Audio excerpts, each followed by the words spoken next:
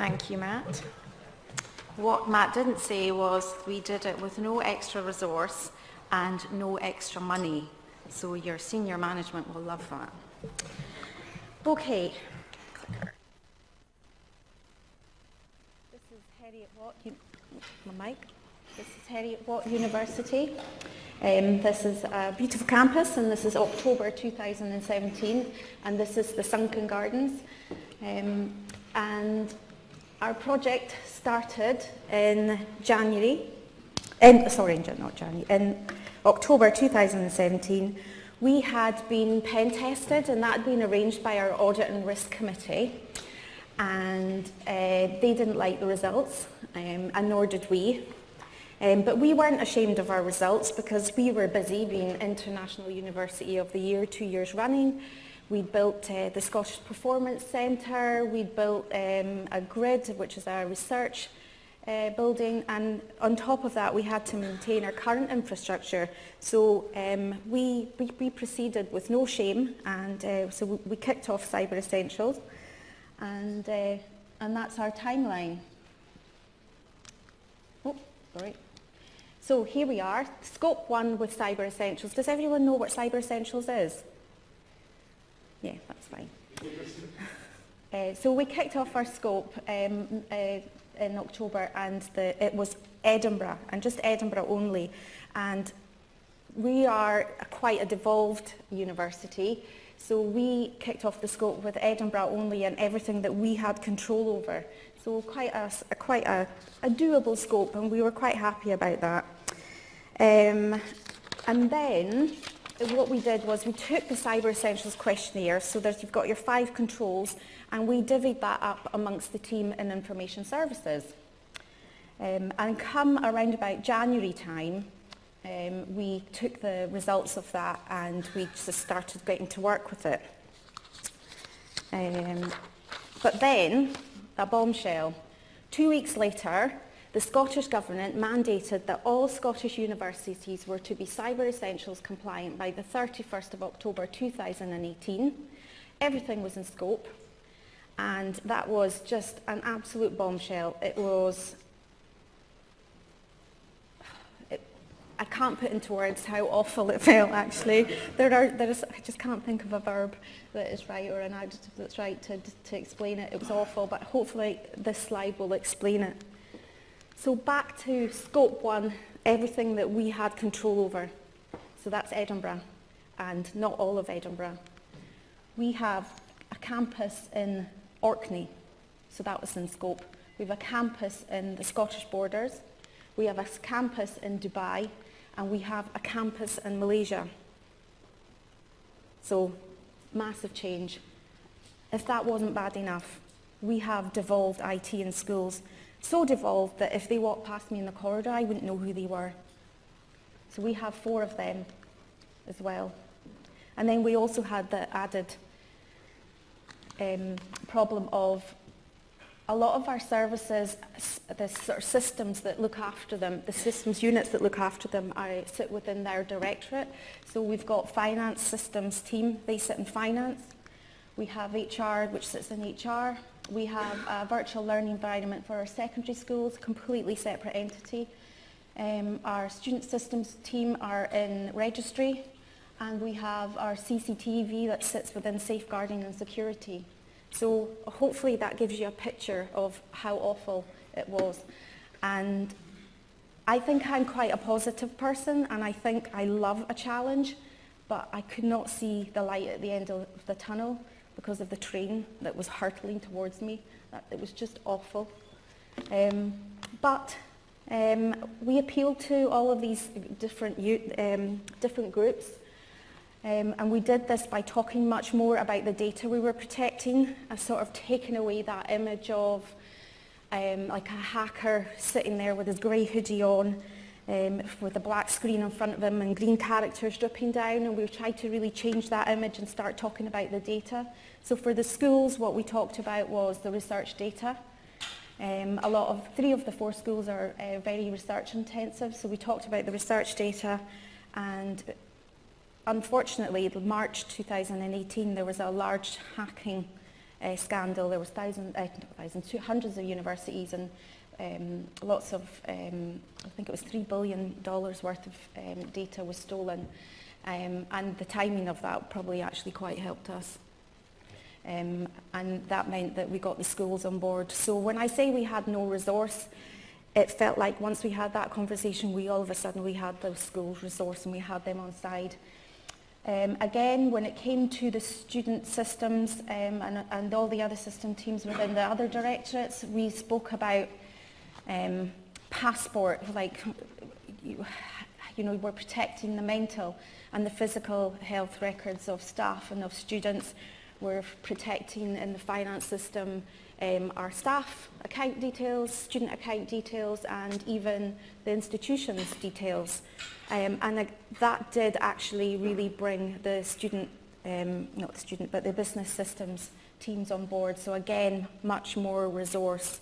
And just to reiterate, we had no resource and extra resource. We had to really, really work on that, and we still had no money. Okay? These are other infrastructure things that were going on as well. Right, so we're in spring 2018. We'd come to terms with the expanded scope. We'd stopped complaining and we were getting started on how we're going to plan to deliver this for the October 2018 deadline.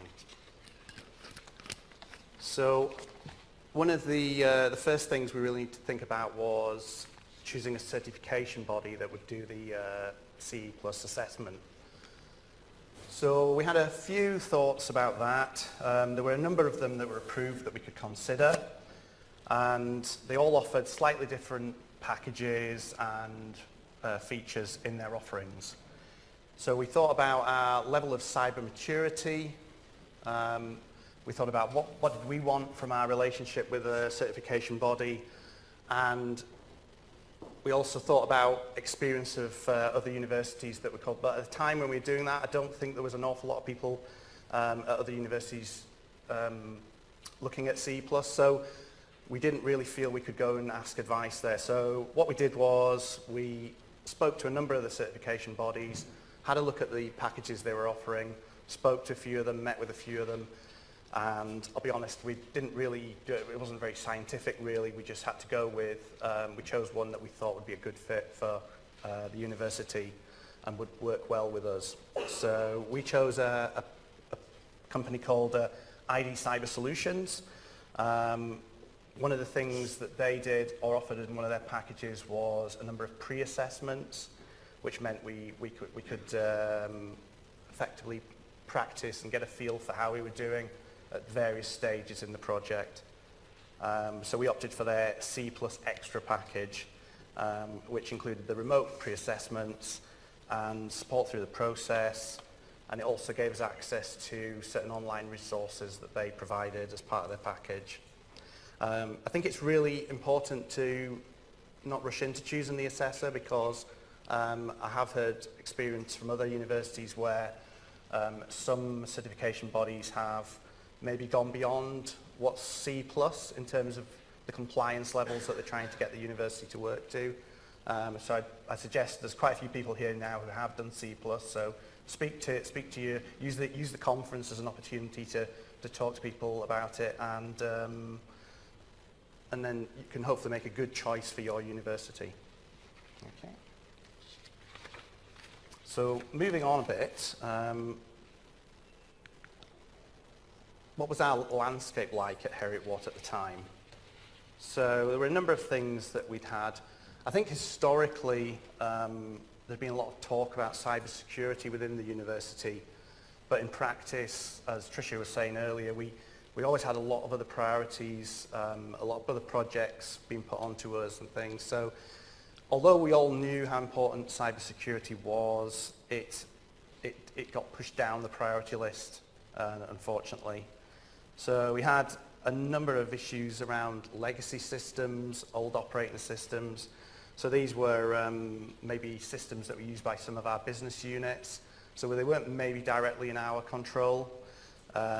and cybersecurity wasn't a concern for those business units or system owners, as they didn't see the potential benefits to them of securing their system, especially if that meant they would have to incur additional cost. But we saw this as an opportunity for decommissioning some of those old systems that had been hanging around for far too long and should have been switched off a long time ago. So we use that as an opportunity. As Tricia described, we also had a number of devolved IT teams, and so there was extra resource in the university, but it wasn't directly under our control, so we had to work with them, get them on side, so that we could achieve C+ across the university. So it was a real opportunity for building new relationships and building a better and sharing skills that maybe they had that we didn't have, some things we maybe did better. So there was some other opportunities there as well. I think our level of cybersecurity overall, I think a lot of organisations, and we're probably no different, everybody likes to, I think struggles maybe to be really honest with themselves about how mature they are. And it's not just an IT issue, I think it's a more general issue about the level of maturity in our processes and procedures and things. So we tend to maybe rate ourselves a little higher than we should, really. In our case, we were quite mature on some sides, but lacking in other areas. So we had a mature Windows system for managing servers and desktops. So we had that was quite mature. We had put a lot of effort into our McAfee deployment, so that was very widely used. We're using a lot of the security features there. And that had been quite successful. But in other areas, say like our Linux estate or some of our more bespoke business systems, we were very dependent on manual processes to keep things up to date and very resource intensive on the staff side. Finally, I should have said as well, we weren't actively using any tools to monitor our security levels and our vulnerabilities at that time. Across the estate. Finally, we didn't have any dedicated security roles or a team within the department that looked at security. So we didn't have anybody that could take an unbiased view across the estate, across IT, across the university. We did have access to a shared CISO service shared with a number of other Scottish universities, but at the time, they were going through some changes, and we weren't really making good use of them. Okay.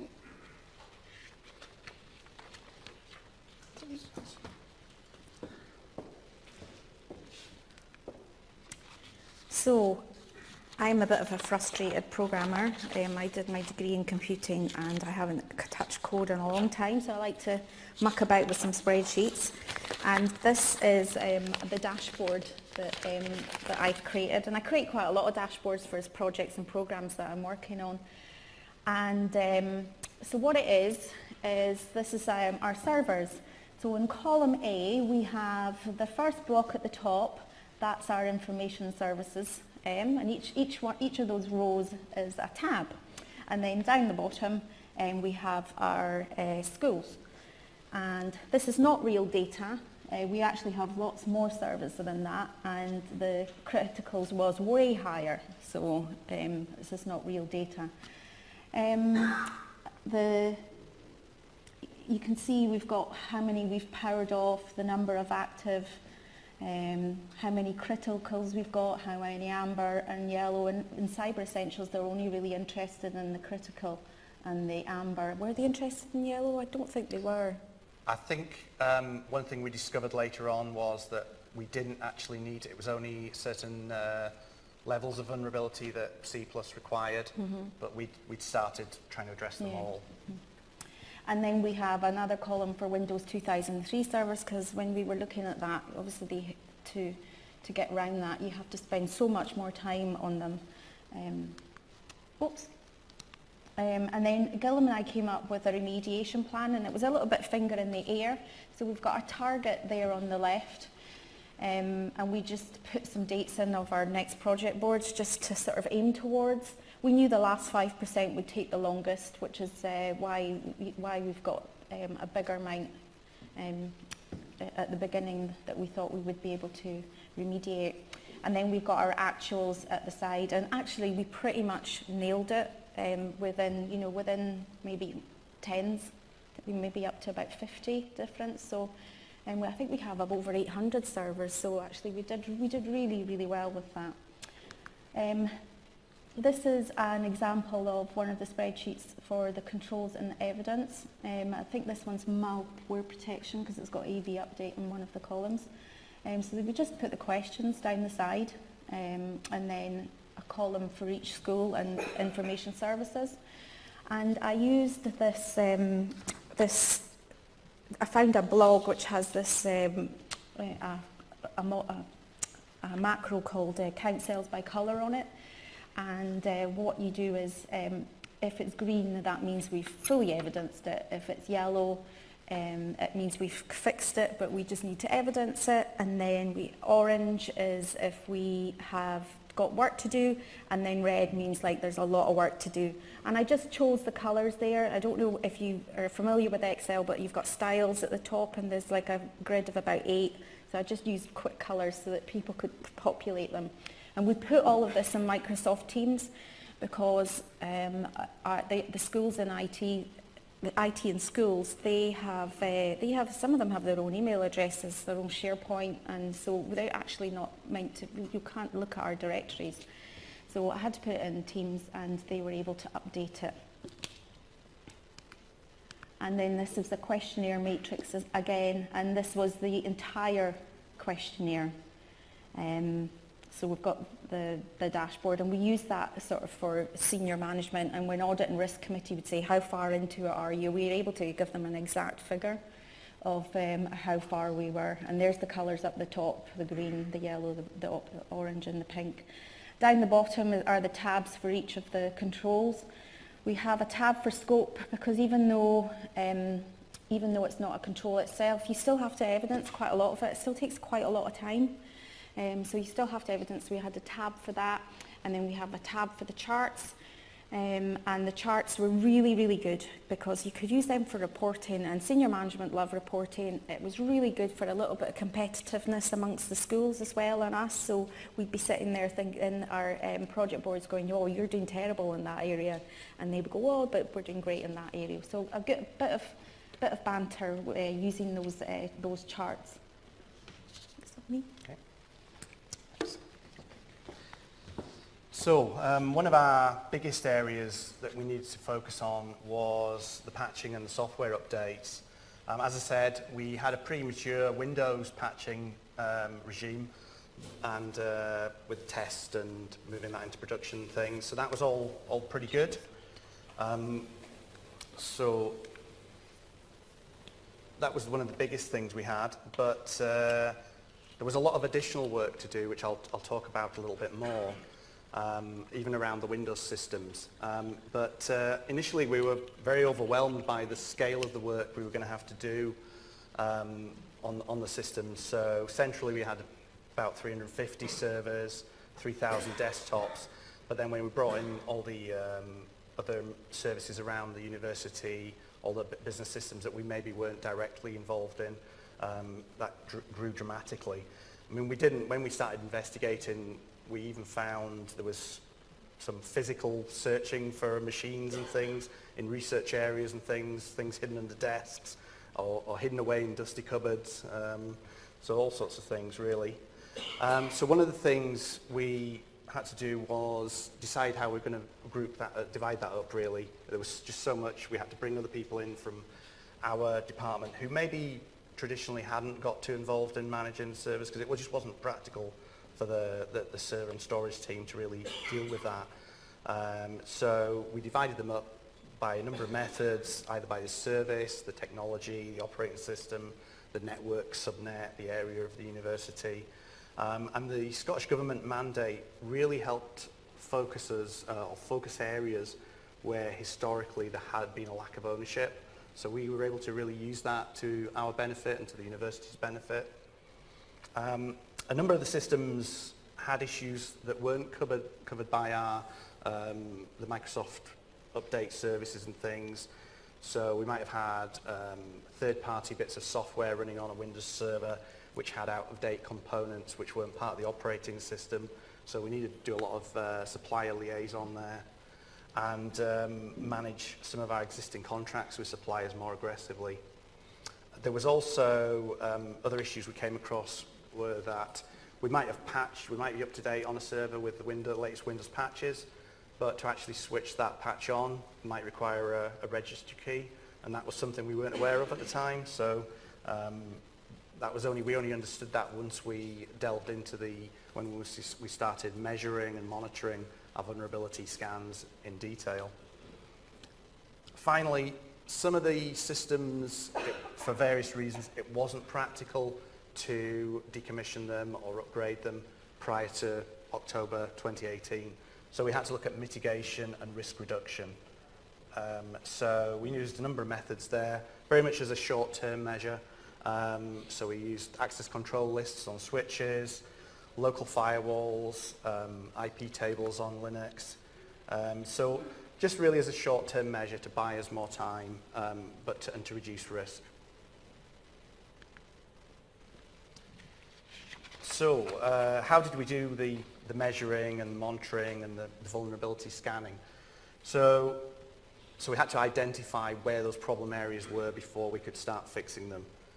So we'd had Nessus Professional for a while, but there was actually only one person in the team that actually had access to it. So whenever we wanted somebody to do a scan, we'd ask this person to do it, which didn't make a lot of sense really. So we opened up access to that to everybody involved in the project, including our colleagues in the devolved IT teams, and also shared the reports and things and gave access to the business units as well. So not necessarily people that were hands-on with servers and things, but they could see it focused their minds if they could see how many criticals there were on a system or how many high vulnerabilities there were. It took us quite a bit of time to really get to grips with it. It's actually quite straightforward when you understand it, but there's a few quirks about it, about how it presented information and how we could filter out information. But once we got to grips with that, we found it a lot more useful. And as I should say as well, Tricia obviously put the dashboards together, but as we got closer to the assessment day and we were trying to accelerate the pace of updates, we tended to rely more on the reporting from Nessus as our measure of how compliant we were and which areas still needed attention. There's some shortcomings with Nessus that we found though, is this version that we had quite a cheap version of it.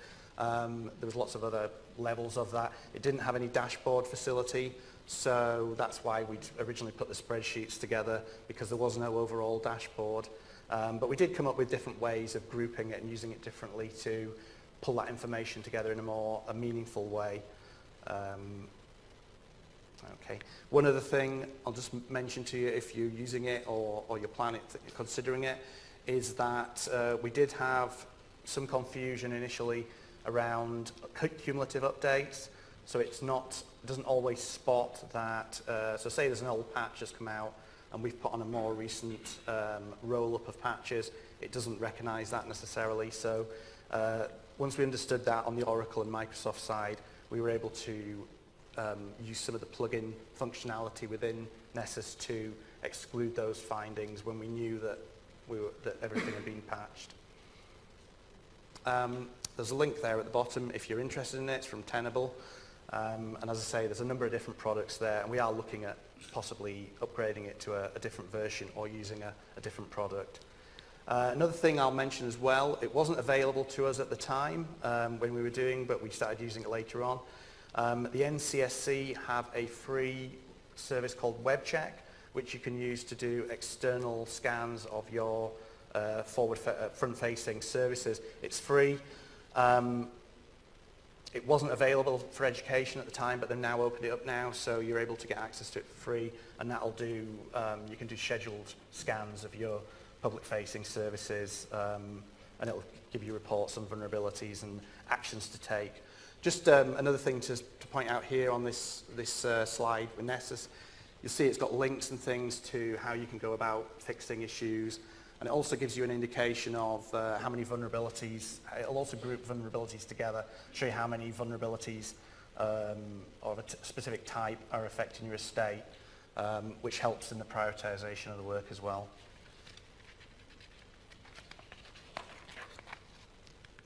So moving on, the day of the assessment came, and so what does the assessment on the day actually contain? So there's 4 main areas, I would say, here. There's a big focus on your desktop and browser configurations. So we're very much primarily a Windows operation, but we do have Linux and Mac as well. So it was very much focused on our desktop build.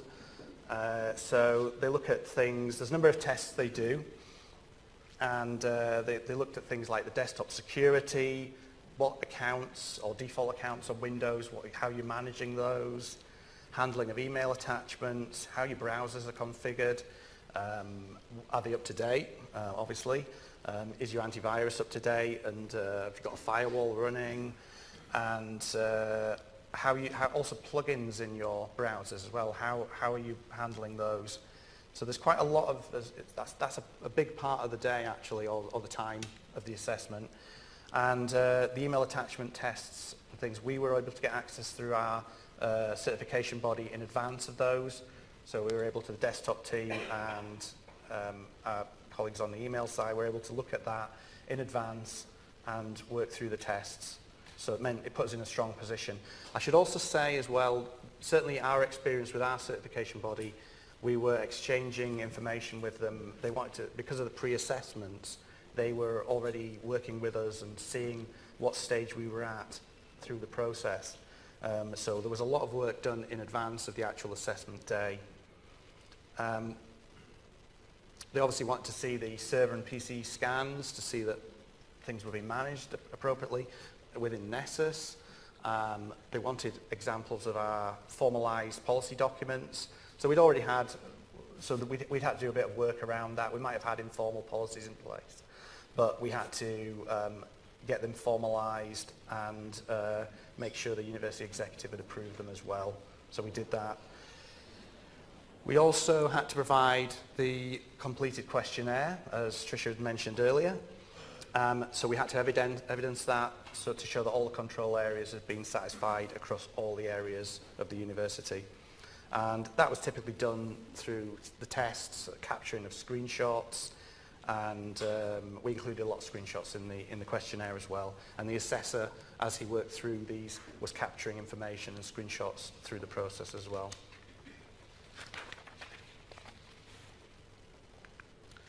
So we got the CE+. You're probably not surprised to hear that, which was great. It was a very positive experience for people working through the dashboards and seeing all those reds and oranges disappear, and the dashboards gradually becoming green as we were getting more compliant. As I said earlier, we weren't really measuring and monitoring things beforehand, so we had to do that in order to know what we had to fix and what work we needed to do, and share it out amongst the team. Also, it's a lot of, as you'll probably be thinking, hearing us speaking today, a lot of the issues were about people, engaging with our business units, and making them understand really the importance of security to them and the benefits of good security for their area as well.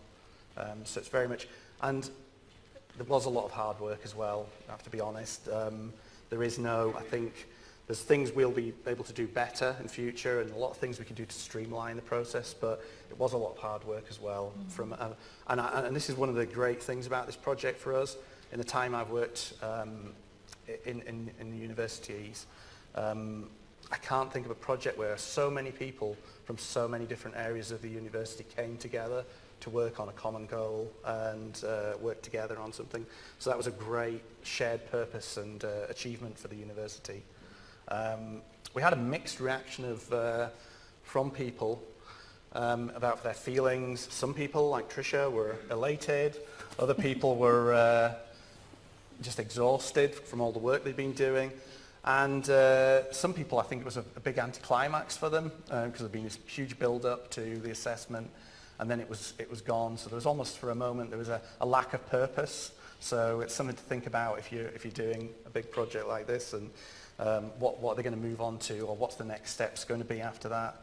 We got a great response from the university executive and from our management, and there was a real acknowledgement of the work that we'd done and how much hard work so many people had put in, and that was great. And I think it helped us as a department in terms of building trust for information services in the university, and it's probably helped us get additional funding later on because it's built trust in us, I think.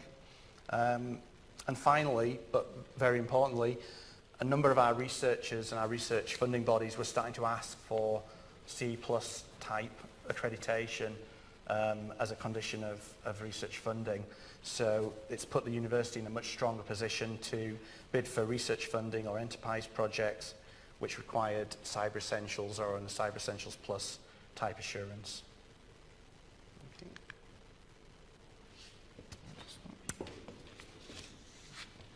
So if you have devolved IT, then this is the slide that you want to take a shot of. So like I said, the business units, it was about reframing how they saw hacking and talking about data and not a hacker. And talking about specific vulnerabilities and telling what SQL injection means to them, because giving them just sending them an email saying we need downtime to patch your server is just, it doesn't really mean anything. It doesn't engage them. So talk about the vulnerabilities, phone them up first, but then email it so that you both know that they know that they need to be patched, so that you've passed on that responsibility. That's another good tip. Okay, and so we had to identify unknown scans. So we use network scans to.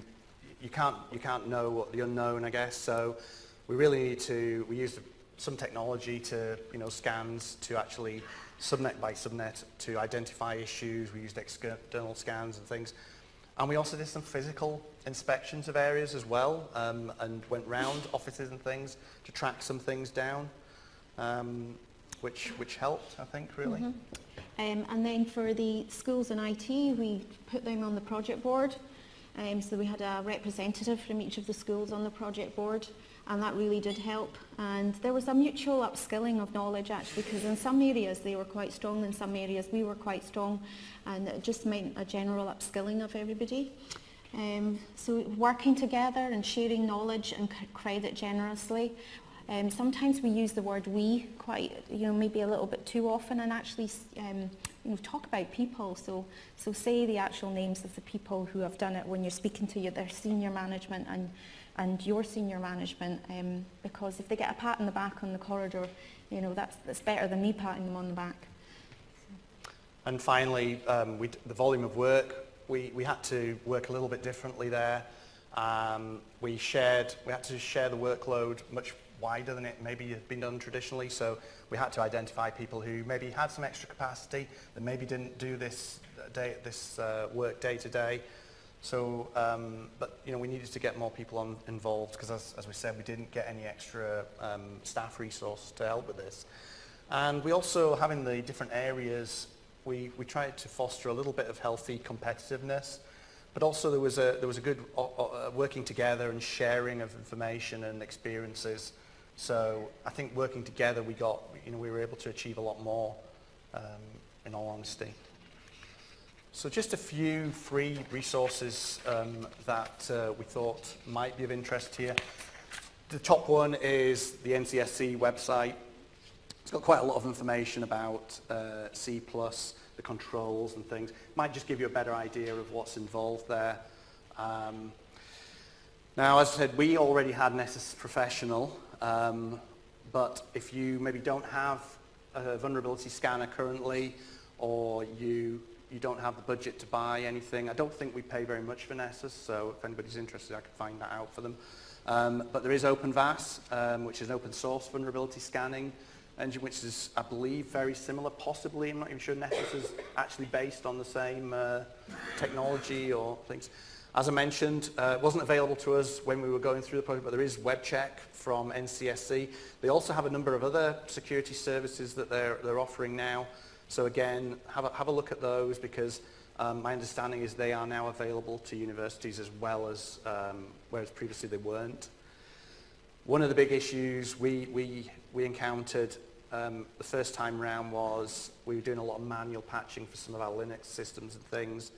So we've already heard a few people at the conference talking about Ansible and how they're using it. So that's something we've been looking at, and our expectation is we'll be able to use that to automate a lot of the manual work we're still doing.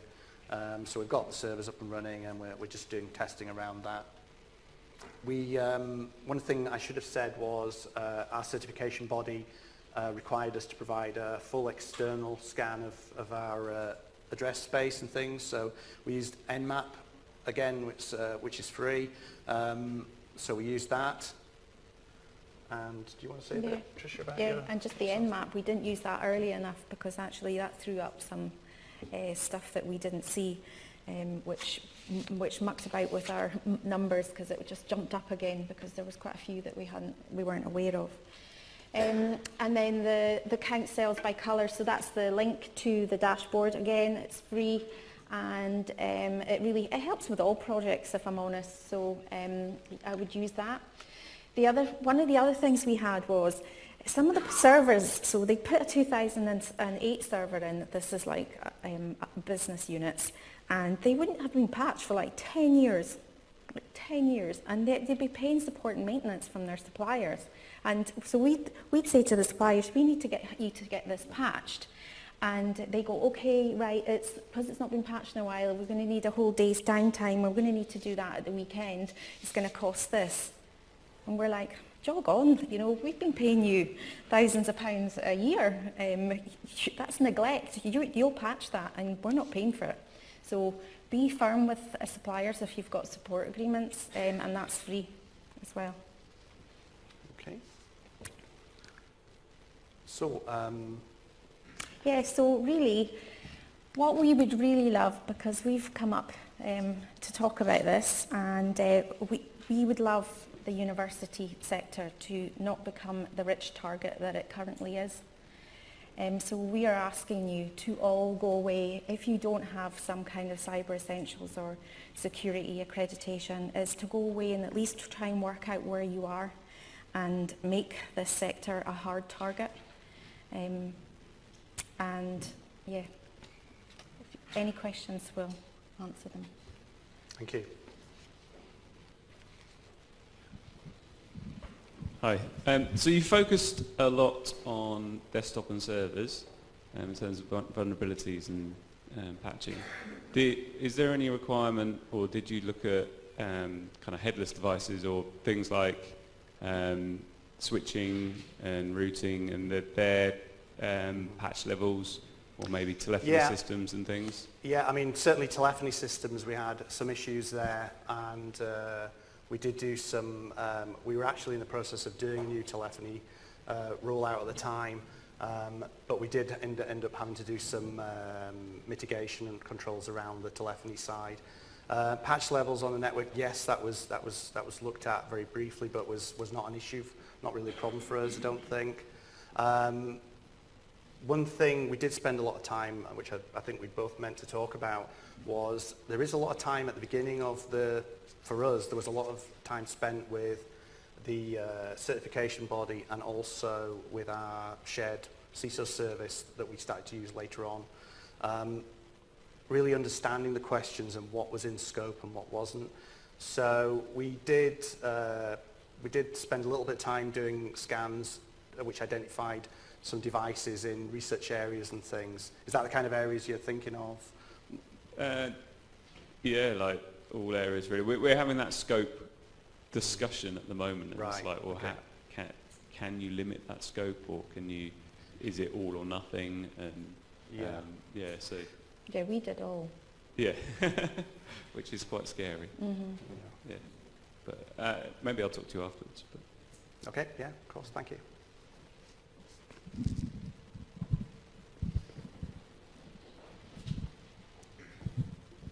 Hello there. I'm just wondering how you are continuing to make sure that you're compliant. So what tests are you continually doing Yep. To ensure you are still certified? Yeah, I mean, one of the things we've done, there's a number of things, and we'd be the first to admit there's a lot of areas where we've still got a lot of work to do, a lot of room for improvement. So one of the things we've done is now we've just set up regular security review meetings. We automated a lot of the reporting out of Nessus so that we get regular reports, and we meet regularly to go through those, look at those. What are the issues that we need to bring attention to? And we're also trying to make more use of external resources in terms of information. What are the new vulnerabilities that are coming out? One of the things I did mention was that we didn't at the time have a dedicated security team or even an individual that was fully dedicated to security.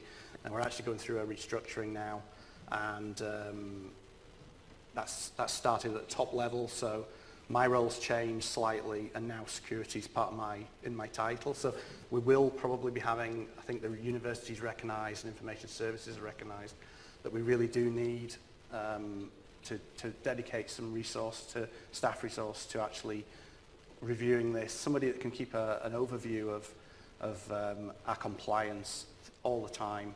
But I mean, it's been recognised by the university, and the university I think has been quite supportive now that we will need to do that, and certainly our director has been very supportive of that. So brilliant. And just one more Sure. for me, if I may. Was this challenge seen as an IT challenge or a university executive board challenge? I think it was because it went to the Scottish Government went straight to wrote to the principals in Scotland about, so it came from our principals. So it was very much on a high level.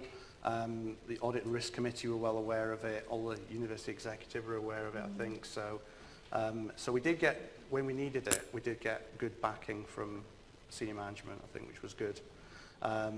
But yeah, there is always that issue of, it's a server, it's not our problem, why haven't you dealt with it or something. So the example Tricia was giving at the end there, that was a system that we had really no involvement in, but then we obviously needed to work with the business unit then to look at that. So there was some of that. Well, that's not really our problem. So as we were saying, I think it's really trying to emphasise the benefits to people of, well, it's your system, it's going to look bad for you, it's going to perhaps impact on your part of your business part of the university's activities. So, okay. Great, thank you. Thank you. Hi, I'm just wondering about how you are dealing with and dealt with research systems. In my experience, they, by nature, are very insecure or could be doing very insecure Sure. things as part of their research. But we've also got, for example, NMR machines that came with a dedicated device for controlling that. Yeah. Teams don't have the money to actually upgrade that, so we've got legacy hardware that we also have. I'm sure everyone is the same. How did you end up dealing with that? Yeah, that's a really good question, and we were no different. We've got three areas. One in particular, though, that was very research focused, and some things we could do. Some of them devices, as you say, they might have a PC attached to them, but there's maybe not any data being transferred. So they were very much isolated from the network. So I suppose that, so they would have been in C+ terms, we were told and advised by the certification body and also our CISO that would be out of scope as it wasn't on the network. But other ones obviously did need a network connection, so we might have to firewall them or put some other controls in place to make them, to reduce the risks, basically. So you say the approach of putting them in a special corner? That's certainly, I mean, we very much, I think we had to treat them very much case-by-case basis.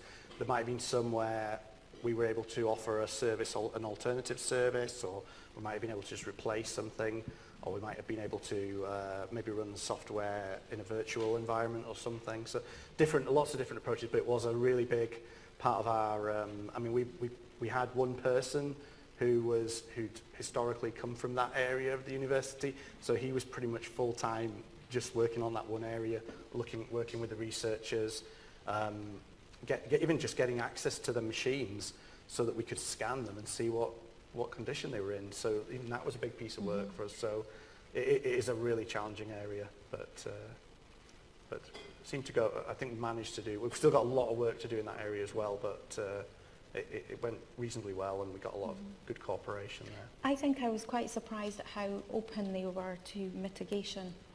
You know, we were able to say, well, actually, maybe we only need to plug it in when we're using it. So it might be, you know, it might be on, but not for very long.